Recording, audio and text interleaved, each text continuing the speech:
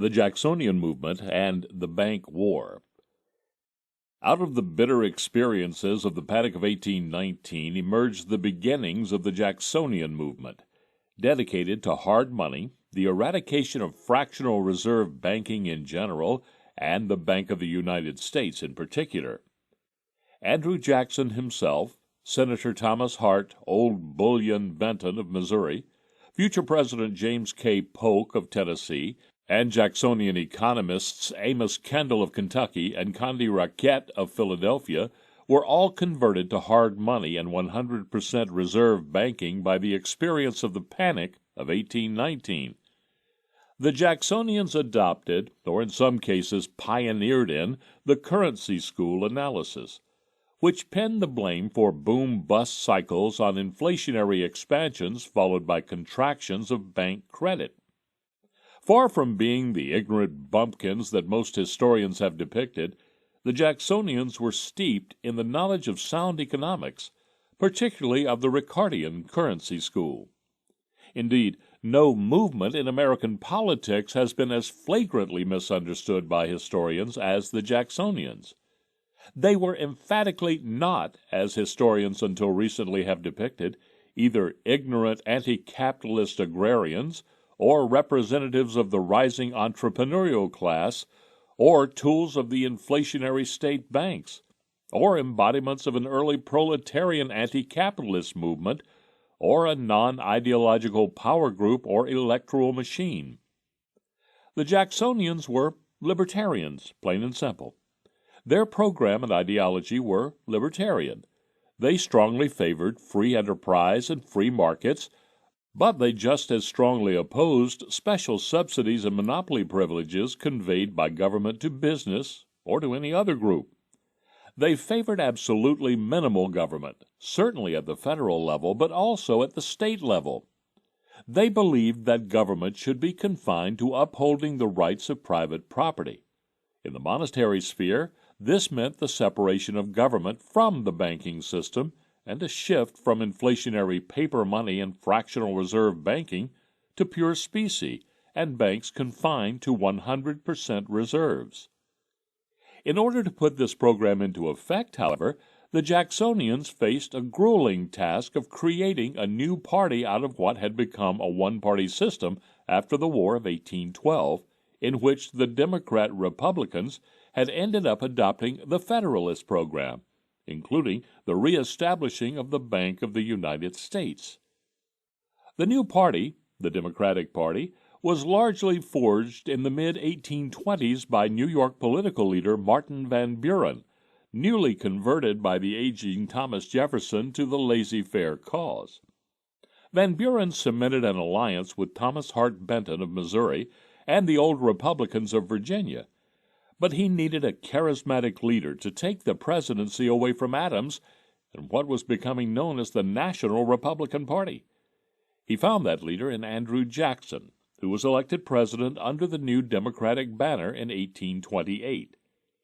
The Jacksonians eventually managed to put into effect various parts of their free market and minimal government economic program, including a drastic lowering of tariffs, and for the first and probably the last time in American history, paying off the federal debt. But their major concentration was on the issue of money and banking. Here they had a coherent program, which they proceeded to install in rapidly succeeding stages. The first important step was to abolish central banking, in the Jacksonian view the major inflationary culprit. The object was not to eliminate the BUS in order to free the state banks for inflationary expansion, but, on the contrary, to eliminate the major source of inflation before proceeding, on the state level, to get rid of fractional reserve banking. The BUS charter was up for renewal in 1836, but Jackson denounced the bank in his first annual message in 1829. The imperious Nicholas Biddle, head of the BUS, decided to precipitate a showdown with Jackson before his re-election effort, so Biddle filed for renewal early in 1831. The host of national Republicans and non-Jacksonian Democrats proceeded to pass the recharter bill, but Jackson, in a dramatic message, vetoed the bill, and Congress failed to pass it over his veto. Triumphantly reelected on the bank issue in 1832, President Jackson lost no time in disestablishing the BUS as a central bank. The critical action came in 1833, when Jackson removed the public treasury deposits from the BUS and placed them in a number of state banks, soon labeled as pet banks, throughout the country. The original number of pet banks was 7, but the Jacksonians were not interested in creating a privileged bank oligarchy to replace the previous monopoly, so the number of pet banks had increased to 91 by the end of 1836. In that year, Biddle managed to secure a Pennsylvania charter for his bank, and the new United States Bank of Pennsylvania functioned as a much reduced but still influential state bank for a few years thereafter. Orthodox historians have long maintained that by his reckless act of destroying the BUS and shifting government funds to the numerous pet banks, Andrew Jackson freed the state banks from the restraints imposed on them by the central bank. Thus, the banks were supposedly allowed to pyramid notes and deposits rashly on top of existing specie and precipitate a wild inflation that was later succeeded by 2 bank panics and a disastrous deflation. Recent historians, however, have totally reversed this conventional picture. In the first place, the record of bank inflation under the regime of the BUS was scarcely ideal. From the depth of the post-1819 depression in January 1820 to January 1823, under the regime of the conservative Langdon Cheves, the BUS increased its notes and deposits at an annual rate of 5.9%.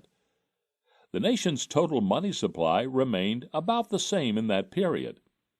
Under the far more inflationist regime of Nicholas Biddle, however, BUS notes and deposits rose after January 1823 from $12 million to $42.1 million at an annual increase of 27.9%. As a consequence of this base of the banking pyramid inflating so sharply, the total money supply during this period vaulted from $81 million to $155 million, an annual increase of 10.2%. It is clear that the driving force for monetary expansion was the BUS, which acted as an inflationary rather than restraining force upon the state banks. Looking at the figures another way, the 1823 data represented a pyramid ratio of money liabilities to specie of 3.86 to 1 on the part of the BUS and 4 to 1 of the banking system as a whole, or respective reserve ratios of 0.26 and 0.25. By 1832, in contrast, the BUS reserve ratio had fallen to 0.17 and the country as a whole to 0.15. Both sets of institutions had inflated almost precisely proportionately on top of specie. The fact that wholesale prices remained about the same over this period is no indication that the monetary inflation was not improper and dangerous. As Austrian business cycle theory has pointed out, any bank credit inflation sets up conditions for boom and bust. There is no need for prices actually to rise. The reason that prices did not rise was that the increased production of goods and services sufficed to offset the monetary expansion during this period. But similar conditions of the 1920s precipitated the great crash of 1929, an event which shocked most economists who had adopted the pro-monetarist position of Irving Fisher and other economists of the day that a stable wholesale price level cannot, by definition, be inflationary. In reality, the unhampered free market economy will usually increase the supply of goods and services and thereby bring about a gently falling price level, as happened in most of the 19th century except during wartime. What, then, of the consequences of Jackson's removal of the deposits? What of the fact that wholesale prices rose from 84 in April 1834 to 131 in February 1837, a remarkable increase of 52% in a little less than 3 years? Wasn't that boom due to the abolition of central banking? An excellent reversal of the orthodox explanation of the boom of the 1830s, and indeed of the ensuing panic, has been provided by Professor Temin. First, he points out that the price inflation really began earlier, when wholesale prices reached a trough of 82 in July of 1830, and then rose by 20.7% in 3 years to reach 99 in the fall of 1833. The reason for the price rise is simple. The total money supply had risen from $109 million in 1830 to $159 million in 1833, an increase of 45.9%, or an annual rise of 15.3%. Breaking the figures down further, the total money supply had risen from $109 million in 1830 to $155 million a year and a half later, a spectacular expansion of 35%. Unquestionably, this monetary expansion was spurred by the still flourishing BUS, which increased its notes and deposits from January 1830 to January 1832 from a total of $29 million to $42.1 million, a rise of 45.2%. Thus, the price and money inflation in the first few years of the 1830s were again sparked by the expansion of the still dominant central bank. But what of the notable inflation after 1833? Well, there's no doubt that the cause of the price inflation was the remarkable monetary inflation during the same period. For the total money supply rose from $150 million at the beginning of 1833 to $267 million at the beginning of 1837, an astonishing rise of 84%, or 21% per annum. But as Temin points out, this monetary inflation was not caused by the liberated state banks expanding to a fare-thee-well. If it were true that the state banks used their freedom and their new federal government deposits to pyramid wildly on top of specie, then their pyramid ratio would have risen a great deal, or conversely, their reserve ratio of specie to notes and deposits would have fallen sharply. Yet the bank's reserve ratio was 0.16 at the beginning of 1837. During the intervening years, the reserve ratio was never below this figure. But this means that the state banks did no more pyramiding after the demise of the BUS as a central bank than they had done before. Conventional historians believe that the BUS must have restrained the expansion of state banks, naturally assumed that they were hostile to the central bank. But now Gene Wilburn has discovered that the state banks overwhelmingly supported the BUS. We have found that Nicholas Biddle was correct when he said state banks in the main are friendly. Specifically, only in Georgia, Connecticut, and New York was there positive evidence of hostility.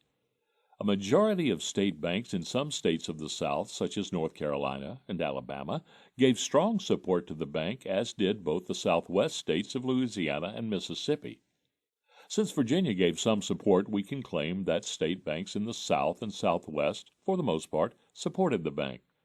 New England, contrary to expectations, showed the banks of Vermont and New Hampshire behind the bank, but support of Massachusetts was both qualitatively and quantitatively weak. The banks of the Middle states all supported the second bank, except for those of New York. What then was the cause of the enormous monetary expansion of the 1830s? It was a tremendous and unusual expansion of the stock of specie in the nation's banks. The supply of specie in the country had remained virtually constant at about $32 million from the beginning of 1823 until the beginning of 1833. But the proportion of specie to banknotes held by the public as money dropped during this period from 23% to 5%, so that more specie flowed from the public into the banks to fuel the relatively moderate monetary expansion of the 1820s. But starting at the beginning of 1833, the total specie in the country rose swiftly from $31 million to $73 million at the beginning of 1837, for a rise of 141.9%, or 35.5% per annum. Hence, even though increasing distrust of banks led the public to withdraw some specie from them, so that the public now held 13% of its money in specie instead of 5%, the banks were able to increase their notes and deposits at precisely the same rate as the expansion of specie flowing into their coffers. Thus, the Jackson administration is absolved from blame for the 1833 to 37 inflation. In a sense, the state banks are as well. Certainly, they scarcely acted as if being freed by the demise of the BUS. Instead, they simply increased their money issues proportionately with the huge increase of specie. Of course, the basic fractional reserve banking system is scarcely absolved from responsibility, since otherwise the monetary expansion in absolute terms would not have been as great. The enormous increase in specie was the result of two factors. First and foremost, a large influx of silver coin from Mexico, and secondly, the sharp cut in the usual export of silver to the Orient.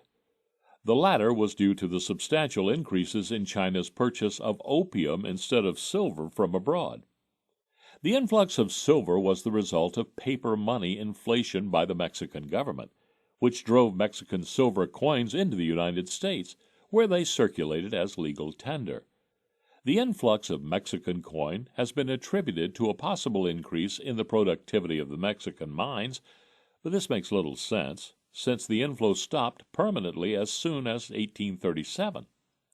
The actual cause was an inflation of the Mexican currency by the Santa Anna regime, which financed its deficits during this period by minting highly debased copper coins. Since the debased copper coins grossly overvalued copper and undervalued gold and silver, both the later materials proceeded to flow rapidly out of Mexico until they virtually disappeared. Silver, of course, and not gold, was flowing into the United States during this period. Indeed, the Mexican government was forced to rescind its actions in 1837 by shifting the copper coinage to its proper ratio. The influx of Mexican silver into the U.S. promptly ceased. A bank credit inflation of the magnitude of the 1830s is bound to run into shoals that cause the banks to stop the expansion and begin to contract. As the banks expand and prices rise, specie is bound to flow out of the country and into the hands of the domestic public, and the pressure on the banks to redeem in specie will intensify, forcing cessation of the boom and even monetary contraction. In a sense, the immediate precipitating cause is of minor importance. Even so, the Jackson administration has been unfairly blamed for precipitating the Panic of 1837 by issuing the Specie Circular in 1836. In 1836, the Jackson administration decided to stop the enormous speculation in Western public lands that had been fueled during the past 2 years by the inflation of bank credit. Hence, Jackson decreed that public land payments would have to be made in specie. This had the healthy effect of stopping public land speculation, but recent studies have shown that the specie circular had very little impact in putting pressure on the banks to pay specie. From the point of view of the Jacksonian Program, however, it was as important as moving toward putting the U.S. government finances on a purely specie basis. Another measure advancing the Jacksonian Program was also taken in 1836. Jackson, embarrassed at the government having amassed a huge budget surplus during his 8 years in office, ordered the Treasury to distribute the surplus proportionately to the states. The distribution was made in notes presumably payable in specie, but, again, Temin has shown that the distribution had little impact on movements of specie between banks, and therefore in exerting contractionist pressure upon them. What, then, was the precipitating factor in triggering the Panic of 1837? Temin, plausibly, argues that the Bank of England, worried about inflation in Britain and the consequent outflow of gold, tightened the money supply and raised interest rates in the latter half of 1836. As a result, credit contraction severely restricted the American cotton export trade in London. Exports declined, cotton prices fell, capital flowed into England, and contractionist pressure was put upon American trade and the American banks.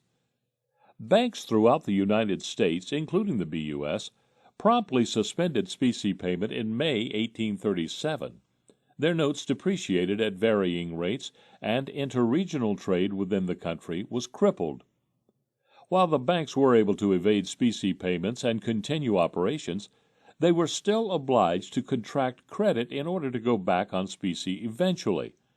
Since they could not hope to be creating fiat money indefinitely and be allowed to remain in business. Finally, the New York banks were compelled by law to resume paying their contractual obligations, and other banks followed in the fall of 1838. During the year 1837, the money supply fell from $276 million to $232 million, a large drop of 15.6% in 1 year. Total specie in the country continued to increase in 1837, up to $88 million, but increased public distrust of the banks, reflected in an increased proportion of money held as specie from 13 to 23%, put enough pressure upon the banks to force the contraction. The bank's reserve ratio rose from 0.16 to 0.20. In response to the monetary contraction, wholesale prices fell precipitously, by over 30% in 7 months, declining from 131 in February of 1837 to 98 in September of that year. In 1838, the economy revived. Britain resumed easy credit that year, cotton prices rose, and a short-lived boomlet began. Public confidence in the banks unwisely returned, as they resumed specie payment, and as a result the money supply rose slightly during that year, and prices rose by 25%, increasing from 98 in September of 1837 to 125 in February 1839. Leading the boom of 1838 were state governments, who, finding themselves with the unexpected windfall of a distributed surplus from the federal government, proceeded to spend the money wildly and borrow even more extravagantly on public works and other uneconomic forms of investment. But the state governments engaged in rashly optimistic plans that their public works would be financed heavily from Britain and other countries, and the cotton boom on which these hopes depended again collapsed in 1839. The states had to abandon their projects en masse. Cotton prices declined, and severe contractionist pressure was put on trade. Furthermore, the Philadelphia-based BUS had heavily invested in cotton speculation, and the falling price of cotton forced the BUS once again to suspend payments in October 1839. This touched off a wave of general bank suspensions in the South and West, but this time the banks of New York and New England continued to redeem their obligation in specie. Finally, the Bank of the United States, having for the last time played a leading role in generating a recession and monetary crisis, was forced to close its doors 2 years later. With the crisis of 1839, there ensued 4 years of massive monetary and price deflation. Unsound banks were finally eliminated. Unsound investments generated in the boom were liquidated. The number of banks during these 4 years fell by 23%. The money supply fell from $240 million at the beginning of 1839 to $158 million in 1843, a seemingly cataclysmic drop of 34%, or 8.5% per annum. Prices fell even further, from 125 in February 1839 to 67 in March 1843, a tremendous drop of 42%, or 10.5% per year. During the boom, as we have indicated, state governments went heavily into debt, issuing bonds to pay for wasteful public works. In 1820, the total indebtedness of American states was a modest $12.8 million. By 1830, it rose to $26.5 million. But then it started to escalate, reaching $66.5 million in 1835 and skyrocketing to $170 million by 1839. The collapse of money, credit banking, and prices after 1839 brought these state debts into jeopardy. At this point, the Whigs, taking a leaf from their forebears, the Federalists, agitated for the federal government to bail out the states and assume their debts. After the crisis of 1839 arrived, some of the southern and western states were clearly in danger of default, their plight made worse by the fact that the bulk of the debt was held by British and Dutch capitalists, and that specie would have to be sent abroad to meet the heavy interest payments. The Whigs pressed further for federal assumption of the debt, with the federal government to issue $200 million worth of bonds in payment. Furthermore, British bankers put severe pressure on the United States to assume the state debts if it expected to float further loans abroad. The American people, however, spurned federal aid, including even the citizens of the states in difficulty, and the advent of the Polk administration ended any prospects for federal assumption. The British noted in wonder that the average American was far more concerned about his personal debts to other individuals and banks than about the debts of his state. In fact, the people were quite willing to have the states repudiate their debts outright. Demonstrating an astute perception of the reckless course the states had taken, the typical American response to the problem, suppose foreign capitalists did not lend any more to the states, was a sharp retort. Well, who cares if they don't? We are now as a community heels over head in debt and can scarcely pay the interest. The implication was that the disappearance of foreign credit to the states would have the healthy effect of cutting off their wasteful spending, as well as avoiding the imposition of a crippling tax burden to pay for the interest and principal. There was, in this response, an awareness by the public that they and their government were separate, and sometimes even hostile entities rather than one and the same organism. By 1847, 4 western and southern states, Mississippi, Arkansas, Michigan, and Florida, had repudiated all or part of their debts. 6 other states, Maryland, Illinois, Indiana, Louisiana, Arkansas, and Pennsylvania, had defaulted from 3 to 6 years before resuming payment. It is evident, then, that the 1839 to 1843 contraction was helpful for the economy in liquidating unsound investments, debts, and banks, including the pernicious Bank of the United States. But didn't the massive deflation have catastrophic effects on production, trade, and employment, as we have been led to believe? In a fascinating analysis and comparison with the deflation of 1929 to 33, a century later, Professor Temin shows that the percentage of deflation over the comparable 4 years, 1839 to 43 and 1929 to 33, was almost the same. Yet the effects on real production of the two deflations were very different. Whereas in 1929 to 33, real gross investment fell catastrophically by 91%, real consumption by 19%, and real GNP by 30%, in 1839 to 43, investment fell by 23%, but real consumption increased by 21%, and real GNP also rose by 16%. The interesting problem is to account for the enormous fall in production and consumption in the 1930s as contrasted to the rise in production and consumption in the 1840s. It seems that only the initial months of the contraction worked a hardship on the American public, and that most of the earlier deflation was a period of economic growth. Temin properly suggests that the reason can be found in the downward flexibility of prices in the 19th century, so that massive monetary contraction would lower prices, but not particularly cripple the world of real production or standards of living. In contrast, in the 1930s, government placed massive roadblocks on the downward fall of prices and wage rates, and hence brought about severe and continuing depression of production and living standards. The Jacksonians had no intention of leaving a permanent system of pet banks, and so after the retirement of Jackson, his successor, Martin Van Buren, fought to establish the independent Treasury system, in which the federal government conferred no special privilege or inflationary prop on any bank. Instead of a central bank or pet banks, the government was to keep its funds purely in specie, in its own treasury vaults or in sub-treasury branches, and simply take in and spend funds from there. Van Buren finally managed to establish the independent treasury system, which would last until the Civil War. At long last, the Jacksonians had achieved their dream of severing the federal government totally from the banking system and placing its finances on a purely hard money, specie basis.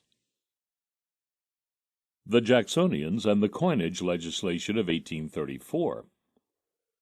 We have seen that the Coinage Act of 1792 established a bimetallic system in which the dollar was defined as equaling both 371.25 grains of pure silver and 24.75 grains of pure gold, a fixed weight ratio of 15 grains of silver to 1 grain of gold, but bimetallism founded on Gresham's law.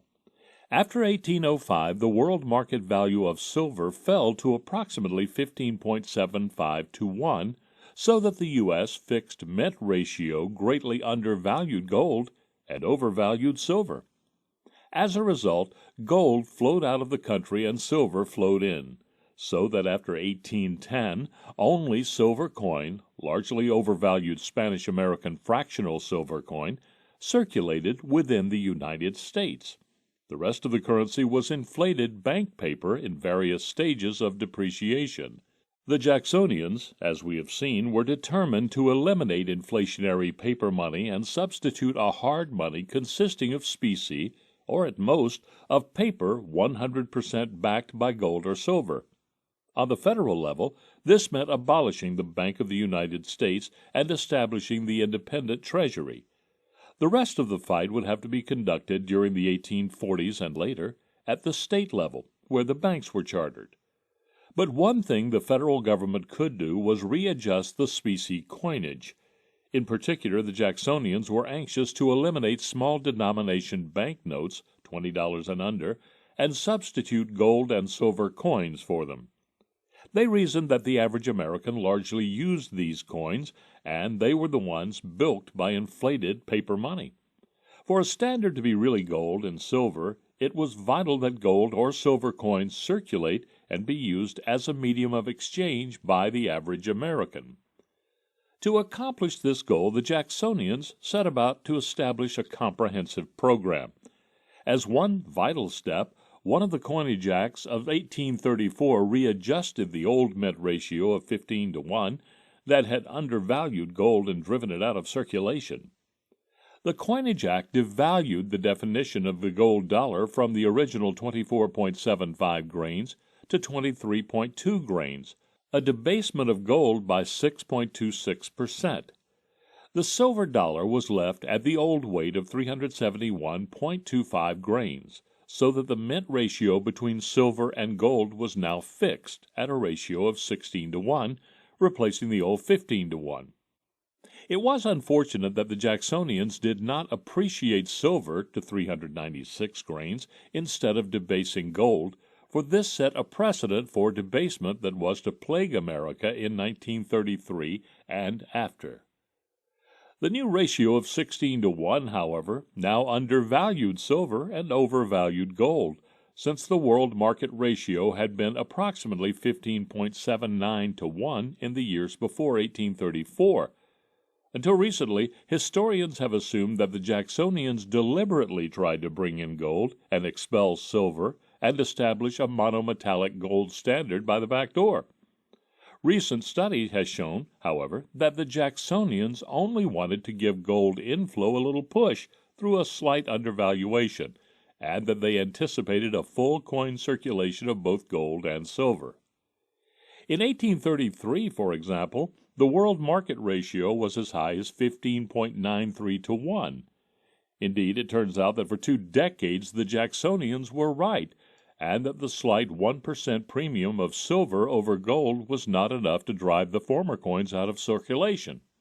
Both silver and gold were imported from then on, and silver and gold coins both circulated successfully side by side until the early 1850s.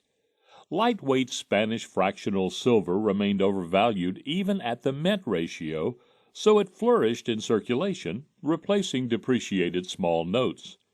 Even American silver dollars were now retained in circulation, since they were shielded and kept circulating by the presence of new heavyweight Mexican silver dollars, which were exported instead. In order to stimulate the circulation of both gold and silver coin instead of paper notes, the Jacksonians also passed two companion coinage acts in 1834.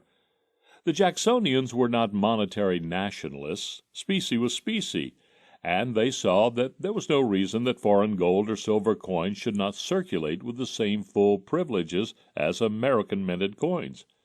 Hence, the Jacksonians, in two separate measures, legalized the circulation of all foreign silver and gold coins, and they flourished in circulation until the 1850s.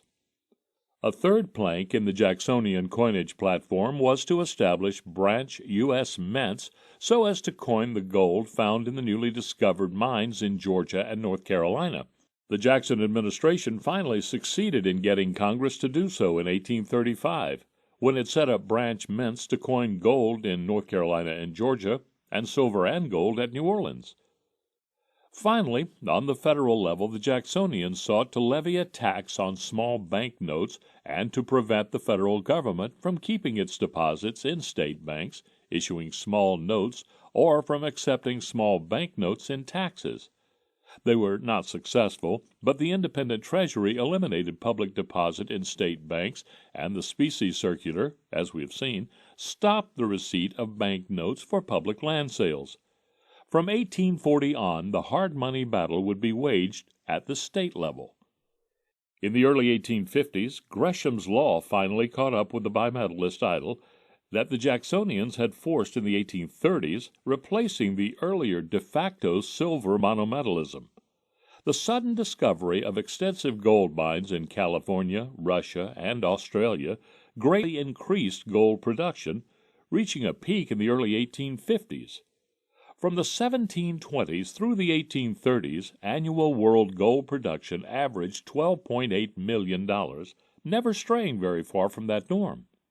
Then, world gold production increased to an annual average of $38.2 million in the 1840s and spurted upwards to a peak of $155 million in 1853.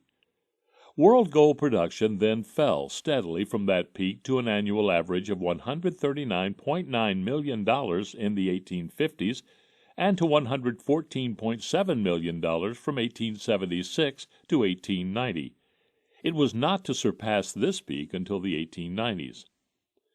The consequence of the burst in gold production was, of course, a fall in the price of gold relative to silver in the world market. The silver-to-gold ratio declined from 15.97 in January 1849 to an average of 15.70 in 1850, to 15.46 in 1851, and to an average of 15.32 to 1 in the 8 years from 1853 to 1860. As a result, the market premium of American silver dollars over gold quickly rose above the 1% margin, which was the estimated cost of shipping silver coin abroad. That premium, which had hovered around 1% since the mid-1830s, suddenly rose to 4.5% at the beginning of 1851, and after falling back to about 2% at the turn of 1852, bounced back up and remained at the 4 to 5% level. The result was a rapid disappearance of silver from the country, the heaviest and therefore most undervalued coins vanishing first. Spanish milled dollars, which contained 1% to 5% more silver than American dollars, commanded a premium of 7% and went first. Then went the full weight American silver dollars, and after that, American fractional silver coins, which were commanding a 4% premium by the fall of 1852. The last coins left were the worn Spanish and Mexican fractions, which were depreciated by 10 to 15%. By the beginning of 1851, however, even these worn foreign silver fractions had gone to a 1% premium and were beginning to go. It was clear that America was undergoing a severe small coin crisis. Gold coins were flowing into the country, but they were too valuable to be technically usable for small denomination coins. The Democratic Pierce administration saw with horror a flood of millions of dollars of unauthorized private small notes flood into circulation in early 1853 for the first time since the 1830s.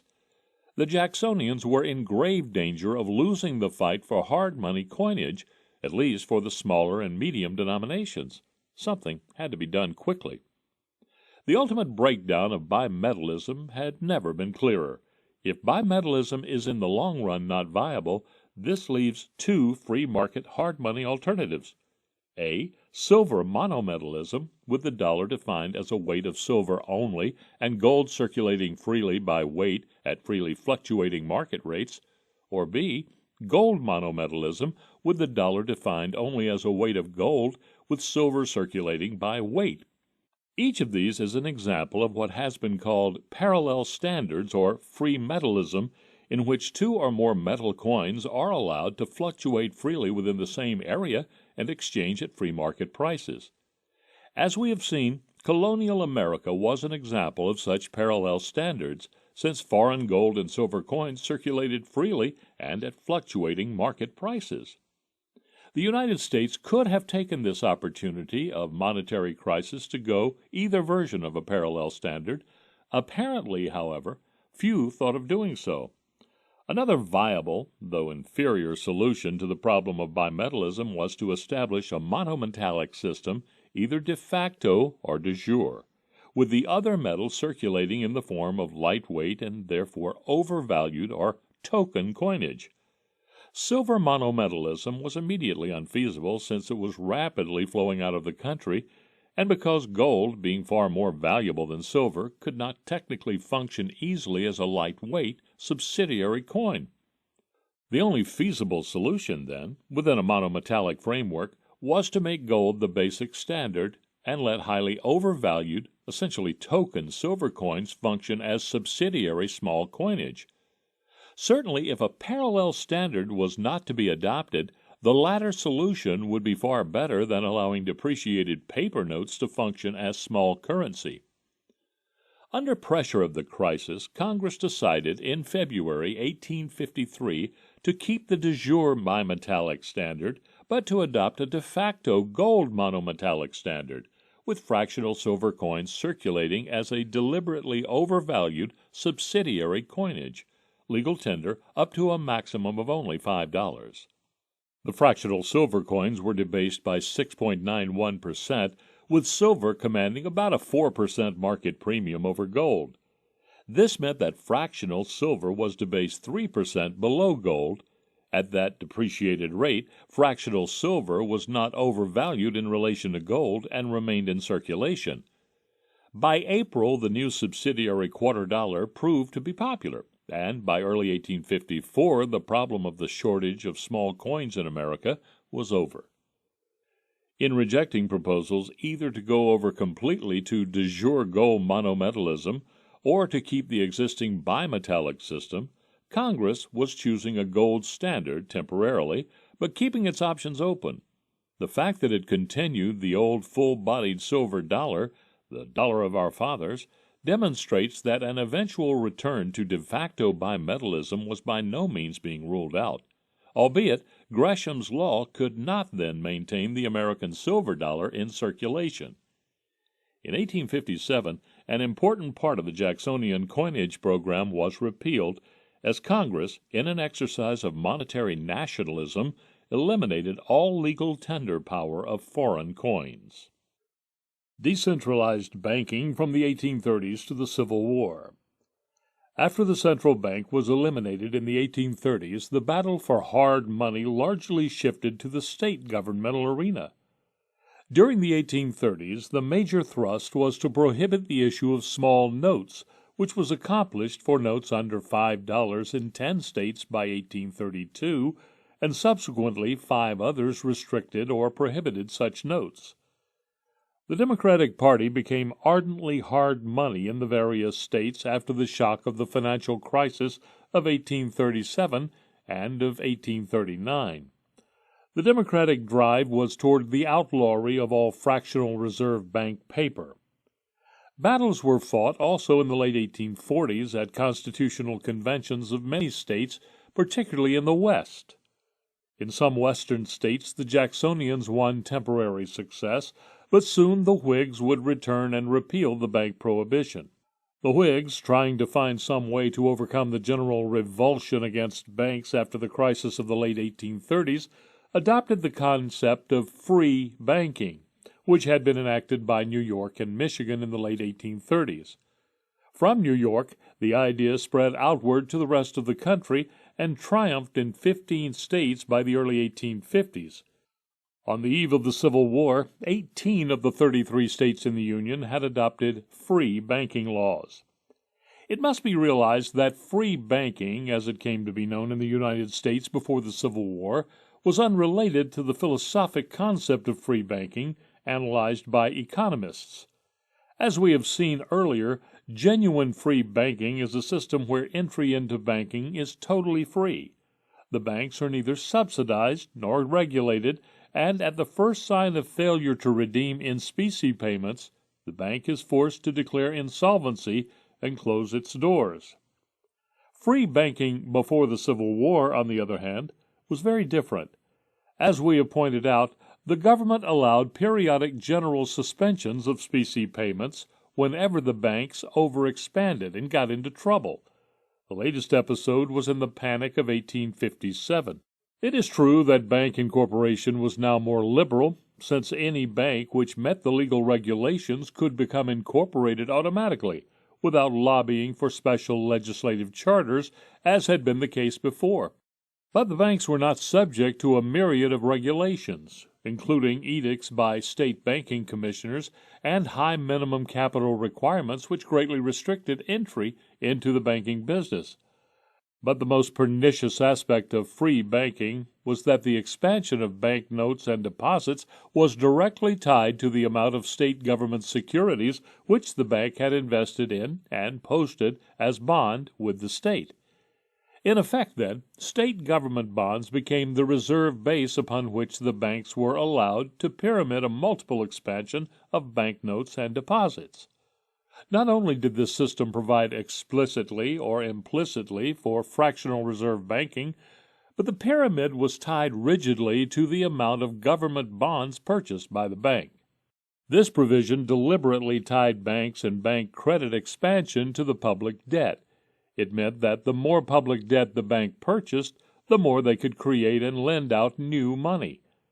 Banks, in short, were encouraged to monetize the public debt. State governments were thereby encouraged to go into debt, and hence government and bank inflation were intimately linked.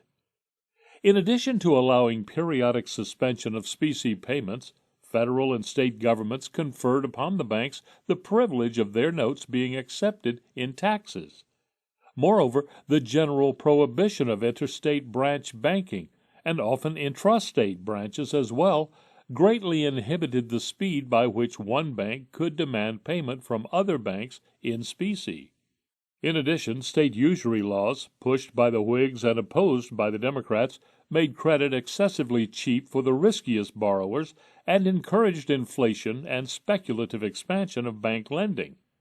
Furthermore, the desire of state governments to finance internal improvements was an important factor in subsidizing and propelling expansion of bank credit. As Hammond admits, the Wildcats lent no money to farmers and served no farmer interests.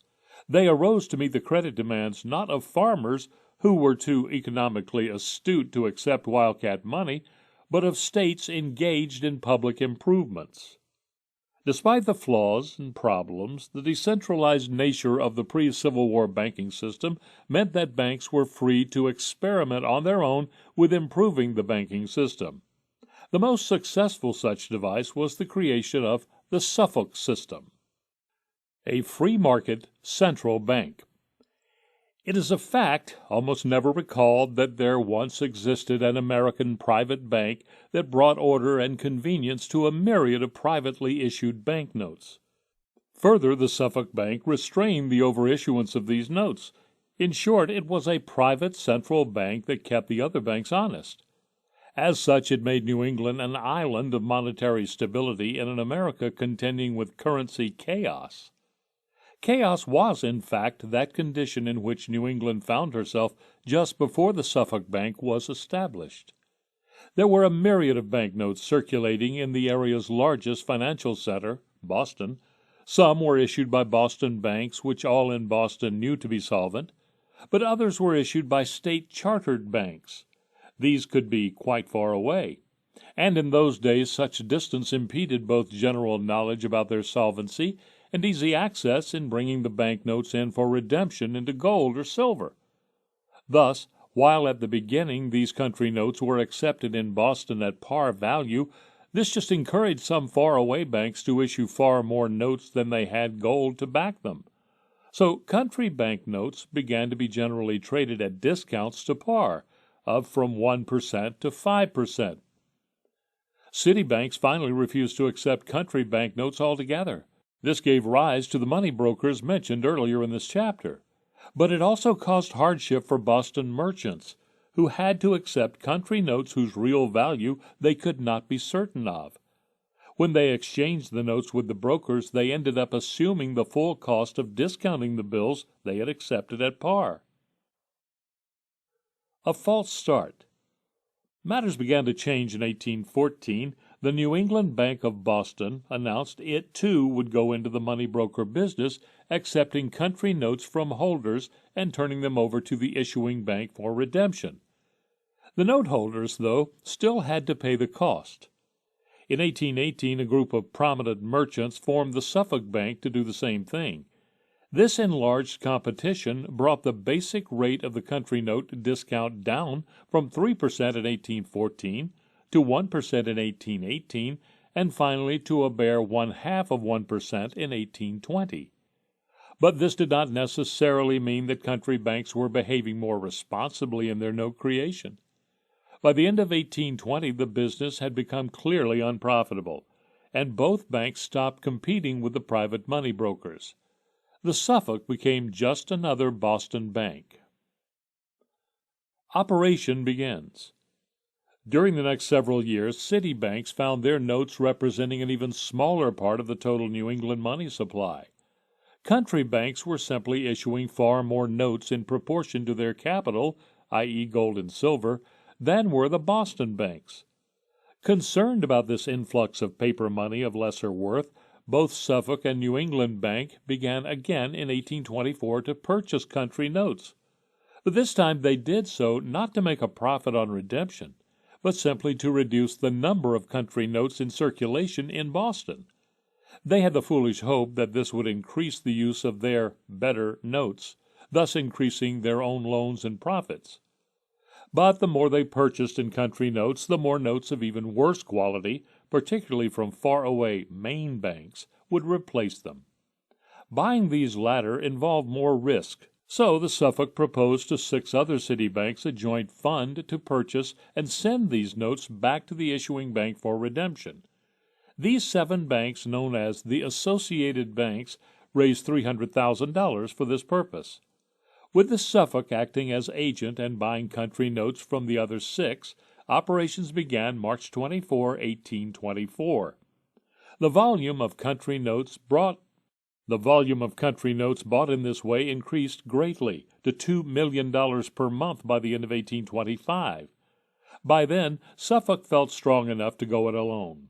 Further, it now had the leverage to pressure country banks into depositing gold and silver with the Suffolk, to make note redemption easier. By 1838, almost every bank in New England did so, and were redeeming their notes through the Suffolk Bank. The Suffolk ground rules from beginning, 1825, to end, 1858, were as follows. Each country bank had to maintain a permanent deposit of specie of at least $2,000 for the smallest bank, plus enough to redeem all its notes that Suffolk received. These gold and silver deposits did not have to be at Suffolk so long as they were at some place convenient to Suffolk, so that the notes would not have to be sent home for redemption.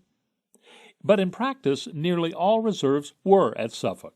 City banks had only to deposit a fixed amount, which decreased to $5,000 by 1835.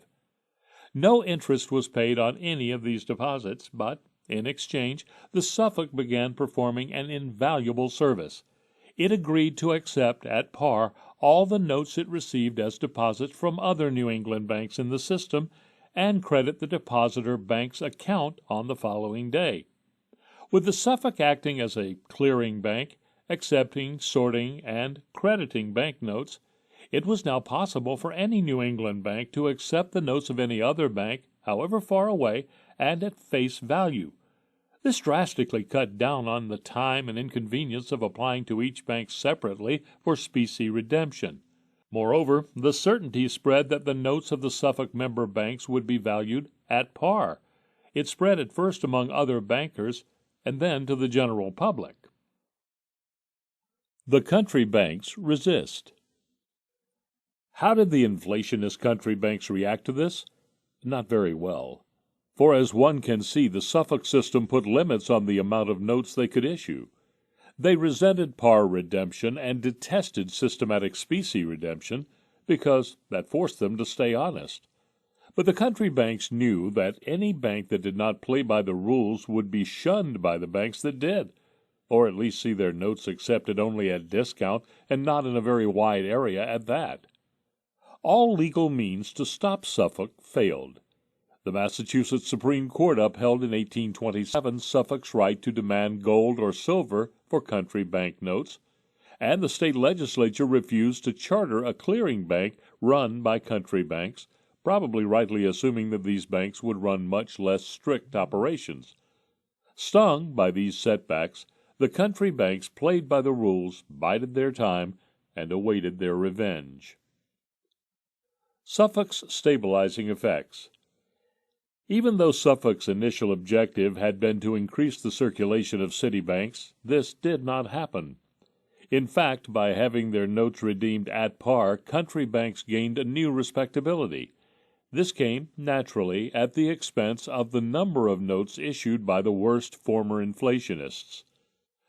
But at least in Massachusetts, the percentage of city banknotes in circulation fell from 48.5% in 1826 to 35.8% in 1833.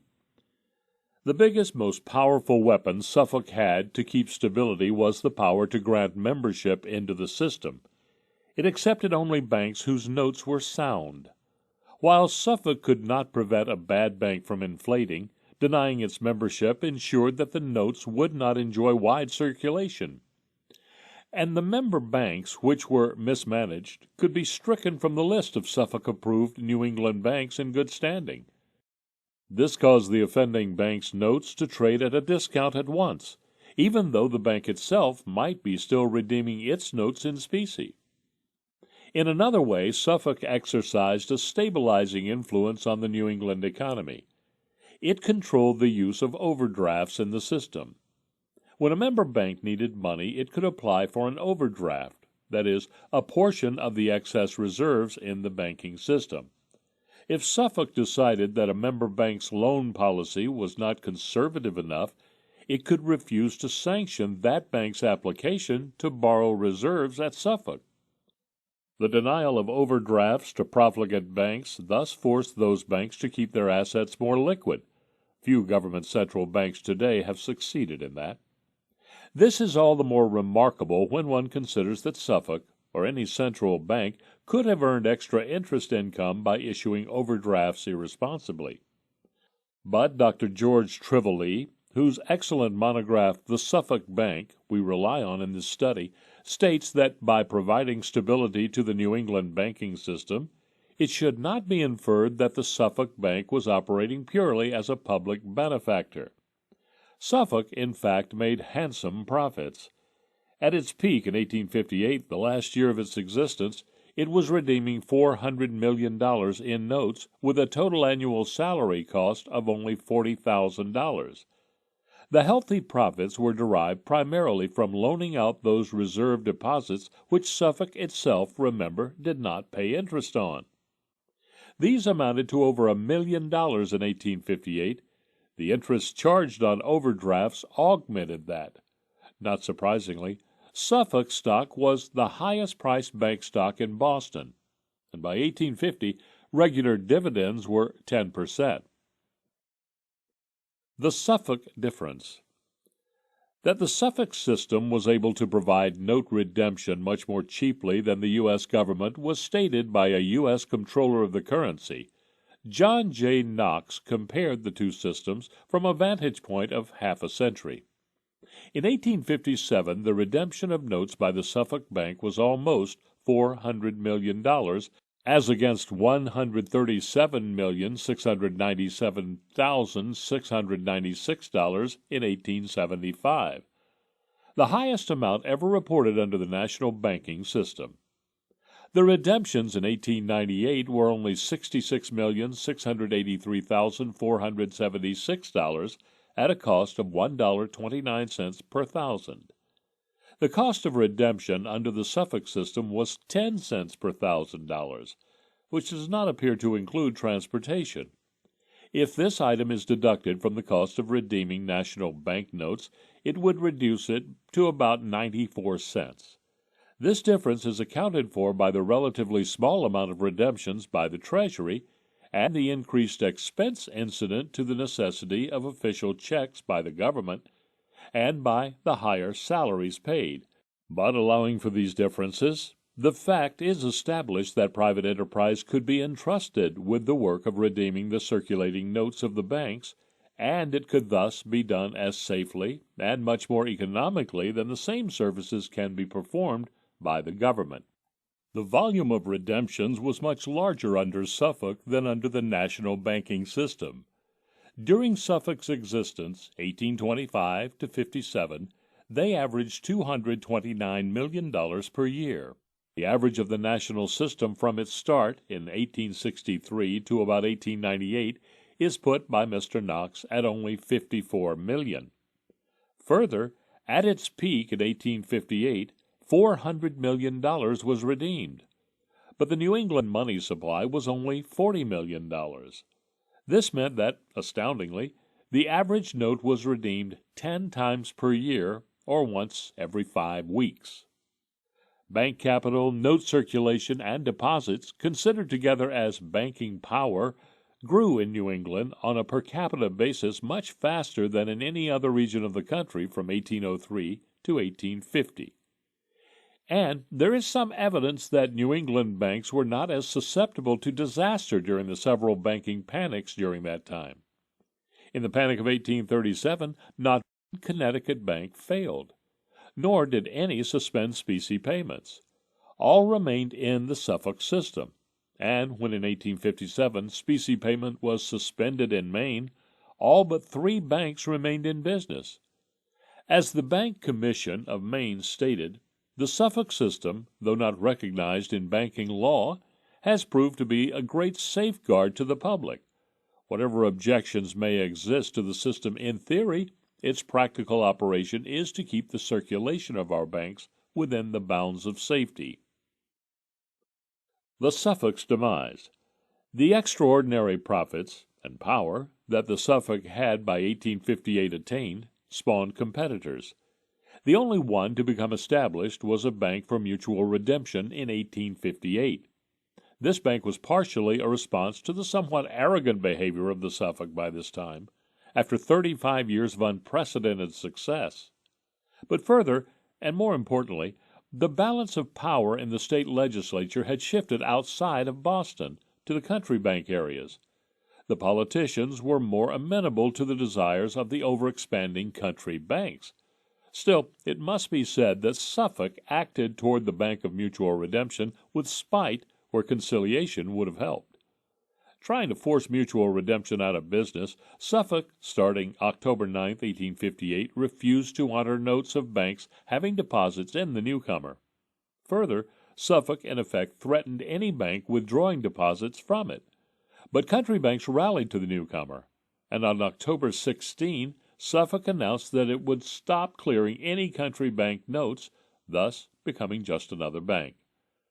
Only the Bank for Mutual Redemption was left, and though it soon had half of the New England banks as members, it was much more lax toward overissuance by country banks. Perhaps the Suffolk would have returned amid dissatisfaction with its successor, But in 1861, just over 2 years after Suffolk stopped clearing, the Civil War began, and all specie payments were stopped. As a final nail in the coffin, the National Banking System Act of 1863 forbade the issuance of any state banknotes, giving a monopoly to the government that has continued ever since. While it lasted, though, the Suffolk banking system showed that it is possible in a free market system to have private banks competing to establish themselves as efficient, safe, and inexpensive clearinghouses, limiting overissue of paper money. The Civil War. The Civil War exerted an even more fateful impact on the American monetary and banking system than had the War of 1812. It set the United States, for the first time except for 1814–17, on an irredeemable fiat currency that lasted for 2 decades and led to reckless inflation of prices. This greenback currency set a momentous precedent for the post-1933 United States, and even more particularly for the post-1971 experiment in fiat money. Perhaps an even more important consequence of the Civil War was the permanent change wrought in the American banking system. The federal government, in effect, outlawed the issue of state bank notes and created a new quasi-centralized fractional reserve national banking system, which paved the way for the return of outright central banking in the Federal Reserve System. The Civil War, in short, ended the separation of the federal government from banking and brought the two institutions together in an increasingly close and permanent symbiosis. In that way, the Republican Party, which inherited the Whig admiration for paper money and governmental control and sponsorship of inflationary banking, was able to implant the soft money tradition permanently in the American system. Greenbacks. The Civil War led to an enormous ballooning of federal expenditures, which skyrocketed from $66 million in 1861 to $1.30 billion 4 years later. To pay for these swollen expenditures, the Treasury initially attempted, in the fall of 1861, to float a massive $150 million bond issue, to be purchased by the nation's leading banks. However, Secretary of the Treasury Salmon P. Chase, a former Jacksonian, tried to require the banks to pay for the loan in specie that they did not have. This massive pressure on their specie, as well as an increased public demand for specie due to a well-deserved lack of confidence in the banks, brought about a general suspension of specie payments a few months later, at the end of December 1861. This suspension was followed swiftly by the Treasury itself, which suspended specie payments on its Treasury notes. The U.S. government quickly took advantage of being on an inconvertible fiat standard. In the Legal Tender Act of February 1862, Congress authorized the printing of $150 million in new United States notes, soon to be known as greenbacks, to pay for the growing war deficits. The greenbacks were made legal tender for all debts, public and private, except that the Treasury continued its legal obligation of paying the interest on its outstanding public debt in specie. The greenbacks were also made convertible at par into U.S. bonds, which remained a generally unused option for the public and was repealed a year later. In creating greenbacks in February, Congress resolved that this would be the first and last emergency issue. But printing money is a heady wine, and a second $150 million issue was authorized in July, and still a third $150 million in early 1863. Greenbacks outstanding reached a peak in 1864 of $415.1 million. Greenbacks began to depreciate in terms of specie almost as soon as they were issued. In an attempt to drive up the price of government bonds, Secretary Chase eliminated the convertibility of greenbacks in July 1863, an act which simply drove down their value further. Chase and the Treasury officials, instead of acknowledging their own premier responsibility for the continued depreciation of the greenbacks, conveniently placed the blame on anonymous gold speculators. In March of 1863, Chase began a determined campaign, which would last until he was driven from office, to stop the depreciation by controlling, assaulting, and eventually eliminating the gold market. In early March, he had Congress levy a stamp tax on gold sales and to forbid loans on a collateral of coin above its par value. This restriction on the gold market had little effect, and when depreciation resumed its march at the end of the year, Chase decided to de facto repeal the requirement that customs duties be paid in gold. In late March 1864, Chase declared that importers would be allowed to deposit greenbacks at the Treasury and receive gold in return at a premium below the market. Importers could then use the gold to pay the customs duties. This was supposed to reduce greatly the necessity for importers to buy gold on the market and therefore to reduce the depreciation. The outcome, however, was that the greenback at 59 cents in gold when Chase began the experiment had fallen to 57 cents by mid-April. Chase was then forced to repeal his customs duties scheme. With the failure of this attempt to regulate the gold market, Chase promptly escalated his intervention. In mid-April, he sold the massive amount of $11 million in gold in order to drive down the gold premium of greenbacks. But the impact was trifling, and the Treasury could not continue this policy indefinitely because it had to keep enough gold in its vaults to pay interest on its bonds. At the end of the month, the greenback was lower than ever, having sunk to below 56 cents in gold. Indefatigably, Chase tried yet again. In mid-May 1864, he sold foreign exchange in London at below-market rates in order to drive down pounds in relation to dollars and, more specifically, to replace some of the U.S. export demand for gold in England. But this, too, was a failure, and Chase ended this experiment before the end of the month. Finally, Secretary Chase decided to take off the gloves. He had failed to regulate the gold market. He would therefore end the depreciation of greenbacks by destroying the gold market completely. By mid-June, he had driven through Congress a truly despotic measure to prohibit under pain of severe penalties all futures contracts in gold, as well as all sales of gold by a broker outside his own office. The result was disaster. The gold market was in chaos, with wide ranges of prices due to the absence of an organized market. Businessmen clamored for repeal of the gold bill, and, worst of all, the object of the law, to lower the depreciation of the paper dollar, had scarcely been achieved. Instead, public confidence in the greenback plummeted, and its depreciation in terms of gold got far worse. At the beginning of June, the greenback dollar was worth over 52 cents in gold. Apprehensions about the emerging gold bill drove the greenback down slightly to 51 cents in mid-June. Then, after the passage of the bill, the greenback plummeted, reaching 40 cents at the end of the month. The disastrous gold bill was hastily repealed at the end of June, and perhaps not coincidentally, Secretary Chase was ousted from office at the same time. The war against the speculators was over. As soon as greenbacks depreciated to less than 97 cents in gold, fractional silver coins became undervalued and so were exported to be exchanged for gold. By July 1862, in consequence, no coin higher than the copper-nickel penny remained in circulation. The U.S. government had leaped in to fill the gap with small tickets, first issuing postage stamps for the purpose, then bits of unglued paper, and finally, after the spring of 1863, fractional paper notes.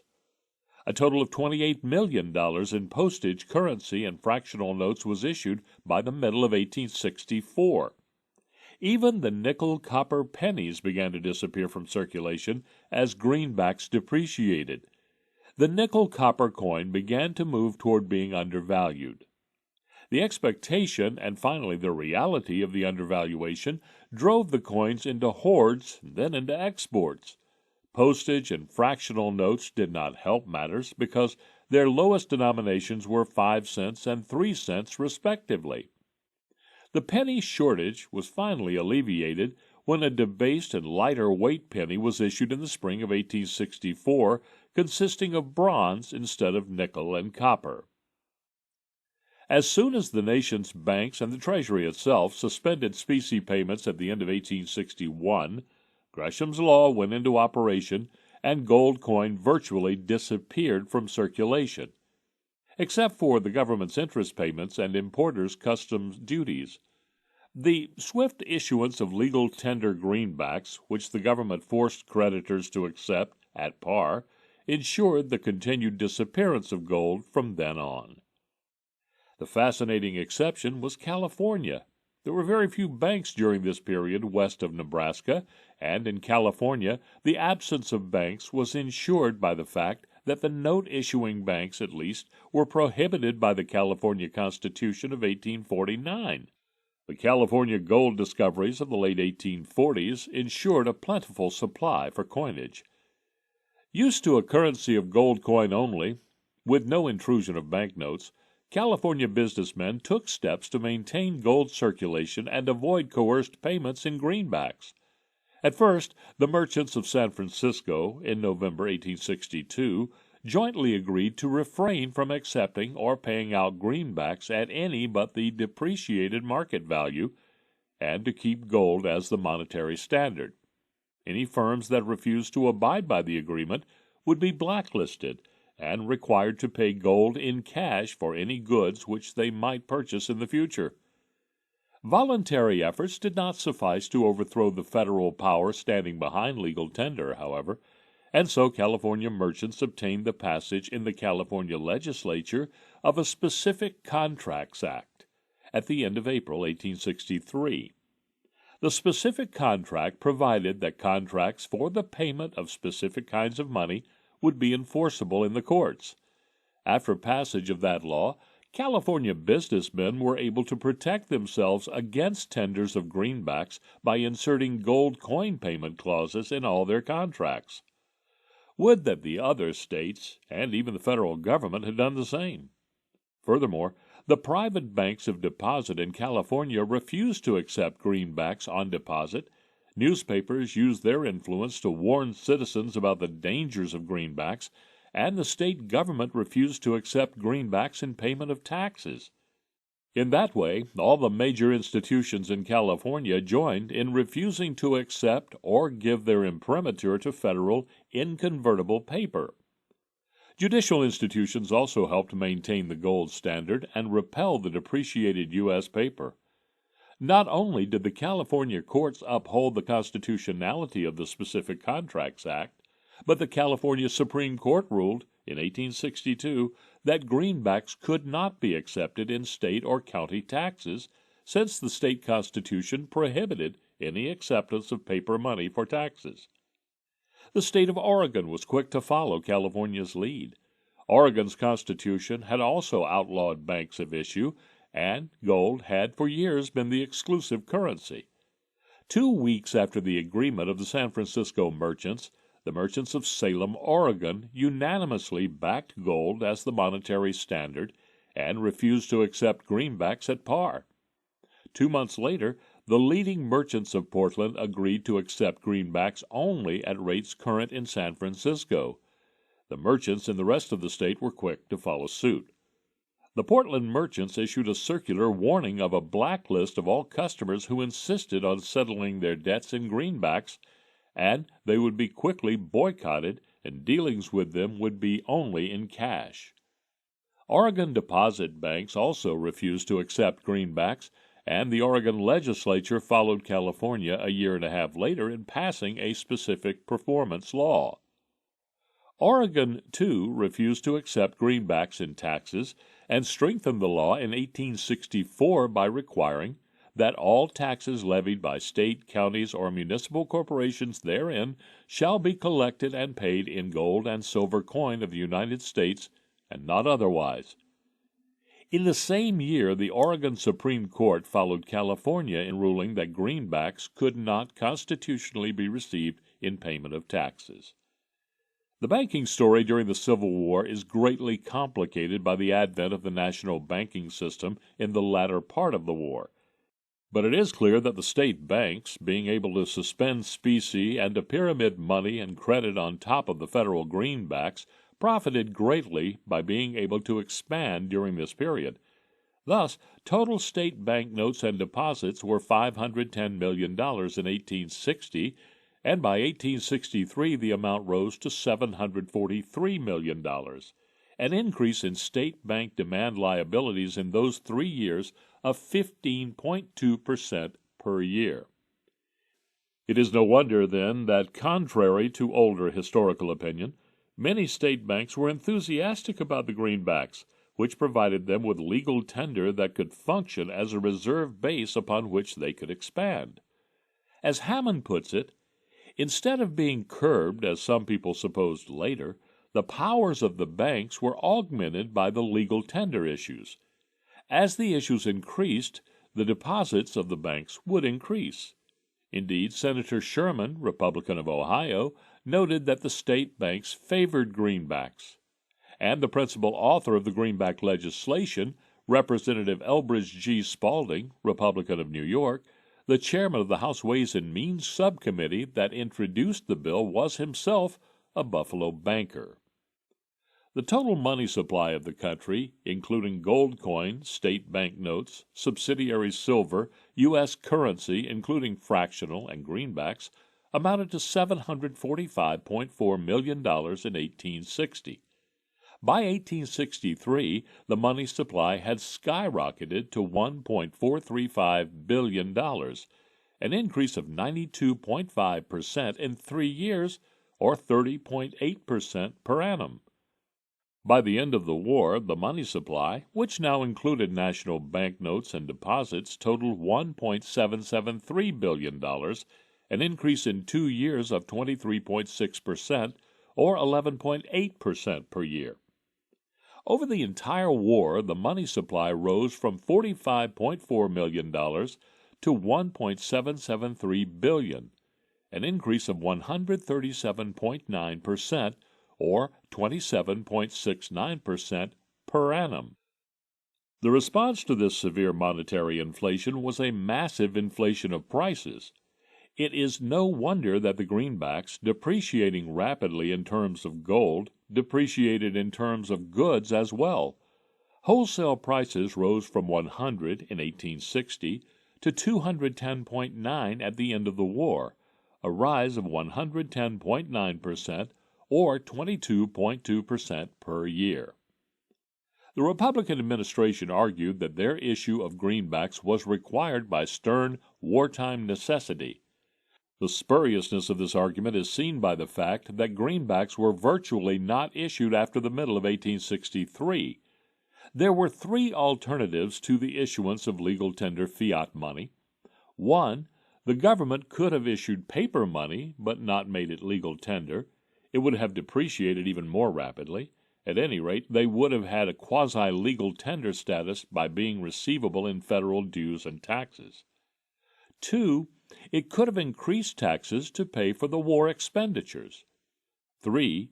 It could have issued bonds and other securities and sold the debt to banks and non-bank institutions.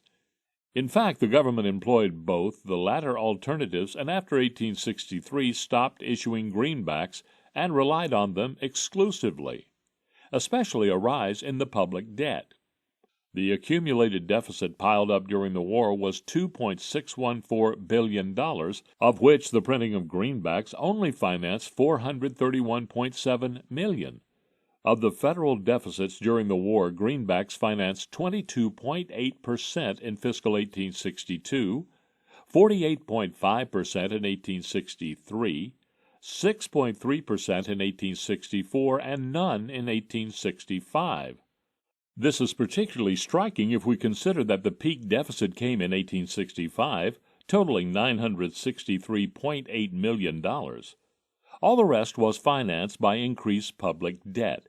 Taxes also increased greatly, revenues rising from $52 million in 1862 to $333.7 million in 1865. Tax revenues as a percentage of the budget rose from the minuscule 10.7% in fiscal 1862 to over 26% in 1864 and 1865. It is clear, then, that the argument from necessity in the printing of greenbacks was specious. And indeed the greenback advocates conceded that it was perfectly possible to issue public debt, provided that the administration was willing to see the prices of its bonds rise and its interest payments rise considerably. At least for most of the war, they were not willing to take their chances in the competitive bond markets. The public debt and the national banking system.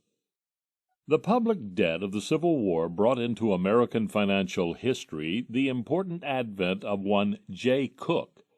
The Ohio-born Cook had joined the moderately successful Philadelphia investment banking firm of Clark and Dodge as a clerk at the age of 18. In a few years, Cook worked himself up to the status of junior partner, and in 1857 he left the firm to branch out on his own in canal and railroad promotion and other business ventures. There he doubtless would have remained except for the lucky fact that he and his brother Henry, editor of the leading Republican newspaper in Ohio, the Ohio State Journal, were close friends of U.S. Senator Salmon P. Chase. Chase, a veteran leader of the anti-slavery movement, fought for and lost the Republican presidential nomination in 1860 to Abraham Lincoln. At that point, the Cooks determined that they would feather their nest by lobbying to make Salmon Chase Secretary of the Treasury. After heavy lobbying by the Cooks, the Chase appointment was secured, so J. Cook quickly set up his own investment banking house of J. Cook and Company. Everything was in place. It now remained to seize the opportunity. As the Cook's father wrote of Henry, I took up my pen principally to say that H.S., Henry's, plan in getting Chase into the cabinet and John Sherman into the Senate is accomplished, and that now is the time for making money, by honest contracts out to the government. Now indeed was their time for making money, and Cook lost no time in doing so. It did not take much persuasion, including wining and dining, for Cook to induce his friend Chase to take an unprecedented step in the fall of 1862, granting the House of Cook a monopoly on the underwriting of the public debt. With enormous energy, Cook hurled himself into the task of persuading the mass of public to buy U.S. government bonds. In doing so, Cook perhaps invented the art of public relations and of mass propaganda. Certainly he did so in the realm of selling books. As Kirkland writes, with characteristic optimism, he, Cook, flung himself into a bond crusade. He recruited a small army of 2,500 sub-agents among bankers, insurance men, and community leaders, and kept them inspired and informed by mail and telegraph. He taught the American people to buy bonds, using lavish advertising in newspapers, broadsides, and posters. God, destiny, duty, courage, patriotism, all summoned farmers, mechanics, and capitalists to invest in loans which, of course, they had to purchase from J. Cook. And purchase the loans they did, for Cook's bond sales soon reached an enormous figure of $1 to $2 million a day. Perhaps $2 billion in bonds were bought and underwritten by J. Cook during the war. Cook lost his monopoly in 1864 under pressure of rival bankers, but a year later he was reappointed to keep the highly lucrative post until the House of Cook crashed in the Panic of 1873. In the Civil War, J. Cook began as a moderately successful promoter. He emerged at war's end a millionaire, a man who had spawned the popular motto, "As rich as J. Cook." Surely he must have counted the $100,000 he had poured into Salmon Chase's political fortunes by 1864 one of the most lucrative investments he had ever made. It is not surprising that J. Cook acquired enormous political influence in the Republican administration of the Civil War and after. Hugh McCulloch, Secretary of the Treasury from 1865 to 1869, was a close friend of Cook's, and when McCulloch left office, he assumed the post of head of Cook's London office. The Cook brothers were also good friends of General Grant, so they wielded great influence during the Grant administration. No sooner had Cook secured the monopoly of government bond underwriting than he teamed up with his associates, Secretary of the Treasury Chase and Ohio's Senator John Sherman, to drive through a measure which was destined to have far more fateful effects than the greenbacks on the American monetary system, the National Banking Acts. The National Banking Acts destroyed the previously decentralized and fairly successful state banking system and substituted a new, centralized, and far more inflationary banking system under the aegis of Washington and a handful of Wall Street banks. Whereas the effects of the greenbacks were finally eliminated by the resumption of specie payments in 1879, the effects of the national banking system are still with us. Not only was this system in place until 1913, but it paved the way for the Federal Reserve System by instituting a quasi-central banking type of monetary system. The inner contradictions of the national banking system were such that the nation was driven either to go onward to a frankly central bank or else to scrap centralized banking altogether and go back to decentralized state banking. Given the inner dynamic of the state intervention to keep intensifying, coupled with almost universal adoption of statist ideology after the turn of the 20th century, which course the nation would take was unfortunately inevitable. Chase and Sherman drove the new system through under the cover of war necessity, but it was designed to alter the banking system permanently. The wartime ground was to set up national banks which were so structured as to necessarily purchase large amounts of U.S. government bonds. Patterned after the free banking system, this tied in the nation's banks with the federal government and the public debt in a close symbiotic relationship. The Jacksonian embarrassment of the independent Treasury was de facto swept away, and the Treasury would now keep its deposits in a new series of pets, the national banks, chartered directly by the federal government. In this way, the Republican Party was able to use the wartime emergency to fulfill the Whig Republican dream of a federally controlled centralized banking system able to inflate the supply of money and credit in a uniform manner. Meshing with this was a profound political goal. As Sherman expressly pointed out, a vital object of the national banking system was to eradicate the embarrassing doctrine of states' rights and to nationalize American politics. As established in the Bank Acts of 1863 and 1864, the national banking system provided for the chartering of national banks by the comptroller of the currency in Washington, D.C.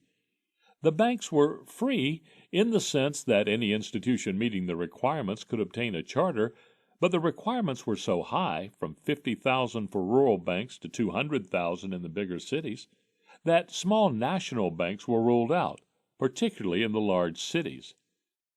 The national banking system created three sets of national banks: Central Reserve City, which was only New York; Reserve City, other cities with over 500,000 population; and Country, which included all other national banks. Central Reserve City banks were required to keep 25% of their notes and deposits in reserve of vault cash or lawful money, which included gold, silver, and greenbacks. This provision incorporated the reserve requirement concept, which had been a feature of the free banking system. Reserve City banks, on the other hand, were allowed to keep one half of their required reserves in vault cash, while the other half could be kept as demand deposits, checking deposits, in Central Reserve City banks. Finally, country banks only had to keep a minimum reserve ratio of 15% to their notes and deposits, and only 40% of these reserves had to be in the form of vault cash. The other 60% of the country bank's reserves could be in the form of demand deposits, either at the Reserve City or Central Reserve City banks. The upshot of this system was to replace the individualized structure of the pre-Civil War state banking system by an inverted pyramid of country banks expanding on top of Reserve City banks, which in turn expanded on top of New York City banks. Before the Civil War, every bank had to keep its own specie reserves, and any pyramiding of notes and deposits on top of that was severely limited by calls for redemption in specie by other competing banks as well as by the general public. But now reserve city banks could keep half of their reserves as deposits in New York City banks, and country banks could keep most of theirs in one or the other, so that, as a result, all the national banks in the country could pyramid in two layers on top of the relatively small base of reserves in the New York banks. And furthermore, those reserves could consist of inflated greenbacks as well as specie.